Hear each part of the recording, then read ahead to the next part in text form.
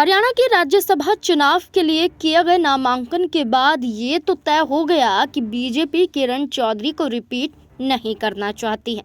न सिर्फ किरण चौधरी बल्कि रामचंद्र जांगड़ा, इन दोनों का ही कार्यकाल 9 अप्रैल को समाप्त हो जाएगा।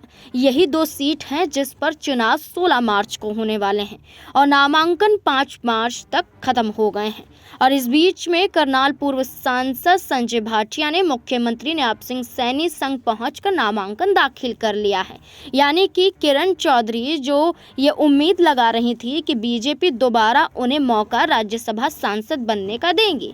और इस बीच में किरण चौधरी ने कई मुलाकातें मुख्यमंत्री से भी की और दिल्ली का दौरा भी करती हुई दिखाई दी। लेकिन किरण चौधरी पर विश्वास दोबारा भारतीय जनता पार्टी ने नहीं जताया। इसी के साथ साथ आपको बता दें कि ये कहा जा रहा है कि हरियाणा की 2 राज्यसभा सीटों पर चुनाव है और 1 सीट जीतने के लिए बीजेपी पूरी तरह से तैयार है।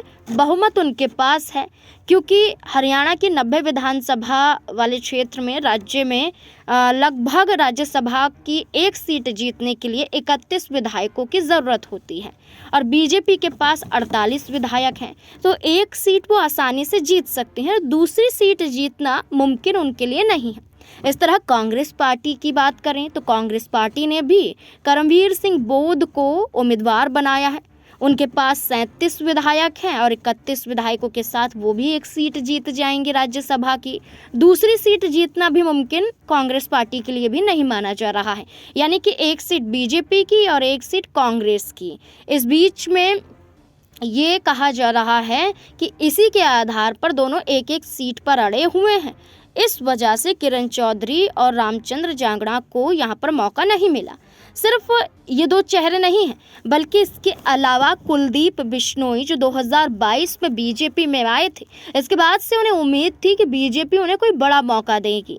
चौधरी भजनलाल के बेटे कुलदीप बिश्नोई न सिर्फ हरियाणा में एक प्रभाव छोड़ते हैं बल्कि राजस्थान में भी अच्छा खासा बोलबाला बिश्नोई समाज का देखने को मिलता है।